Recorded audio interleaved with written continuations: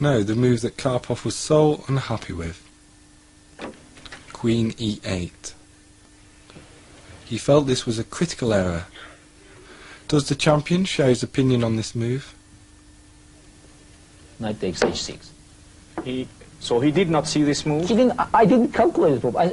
I knew that it should win. I saw you playing very quickly this yeah, move over the board. I didn't calculate. It's just I saw several lines. Why it's winning? Because I have 7 pieces in the attack. 2 bishops, 2 knights, 2 rooks, and rooks is attacked to queen. He has some pieces protected, okay, rook, 2 pawns and bishop, and maybe queen. Okay, we can change, you know, it's an equal change. I change 1 attacking piece for 1 defensive piece, but I have enough pieces to make him. So, let's have a look. Knight takes. h6, he played c3, you know. And now, why didn't he take? Okay, if he takes here, it's very nice. I took knight takes d6. Now I can show you many good, interesting lines. Number 1, if he's trying to escape with him. Queen d7. Then I played queen g4. Queens. If he takes here, then bishop takes g7, mate. So bishop takes, queen takes. This is mate. Mate, yes. If he takes your queen with now. the rook, wait, so yes. Then check. And he cannot because of check, and this is pinned. The pawn is pinned, and the king g8 is a mate in several moves. Bishop h7, bishop g6, and queen h7 mate. If he takes my queen, then it's a very nice combination. Check, the only move. Check, check, king f7, bishop g6, check, king g8, the only moves. Bishop f5, bishop e6, king g8, bishop takes e5, check, and bishop takes b7. And so you have a nice investment, which is a rook up after, after this combination. Yes, and but it's not the end of the story. Actually, this line I saw at the board, but some other I found after. It proved that I was right, you know. In this position, he could go queen h5. Here I played rook g5. You cannot take here because knight f7 check and take the queen. If you take here, it's interesting, you know. Knight check. Check, king h8. Rook takes d1 and c3. And it looks very good for black because it's now the pawn is closed. Bishop is hanging, c2 is threatening. But suddenly knight f7 check, king g8, bishop g6, c takes b2, rook h5. And there is no defense. Wonderful. It's mate, again mate. It's wonderful. It's mate again. So you had the feeling for this position? The feeling, yes. And final, I can show you the final. If he sacrificed queen, I mean just in this position, if he sacrificed queen by playing queen takes e1, rook takes d6. Then I played queen e4, threatening mate, knight d3, queen h4 check, king g8, bishop takes g7, and queen g4. And no defense. The rook cannot defend because queen takes. Queen takes, and that's all. And this is over. All the pieces are disconnected. Yes, absolutely. And I don't think Karpov saw it, but he felt that it's bad.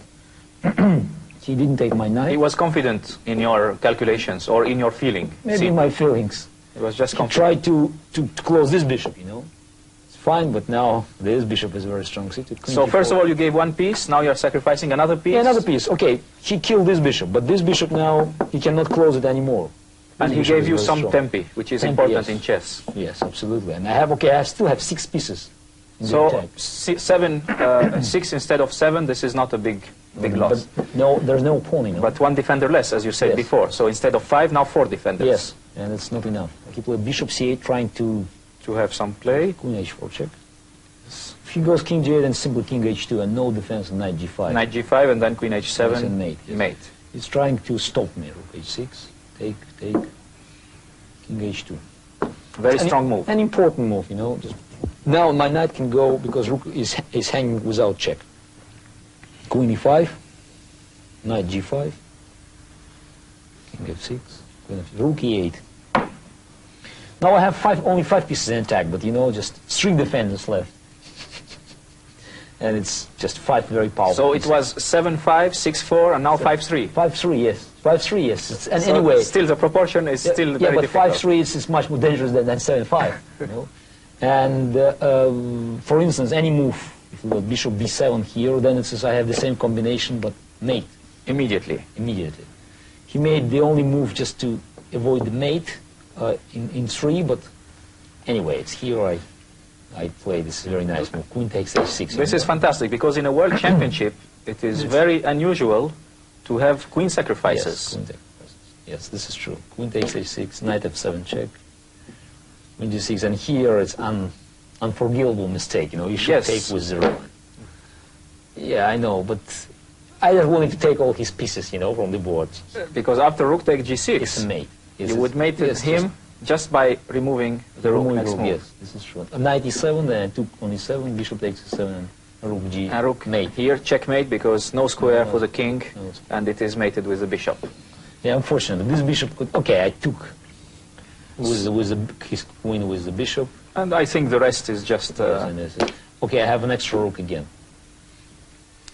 We are now about to witness the magic of Garry Kasparov.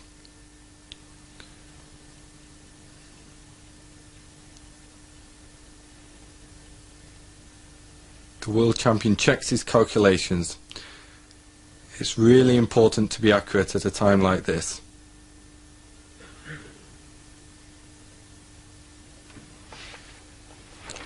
He has to restrain himself. Clearly, Kasparov's very excited here.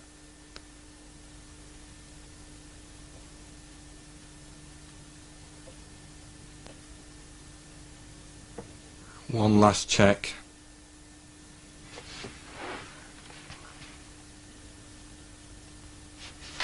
Now the incredible move. Queen takes h6, sacrificing the queen.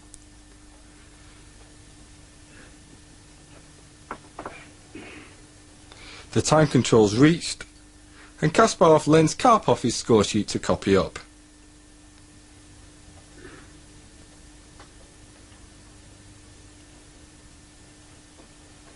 And Karpov concedes. What an incredible game by Garry Kasparov.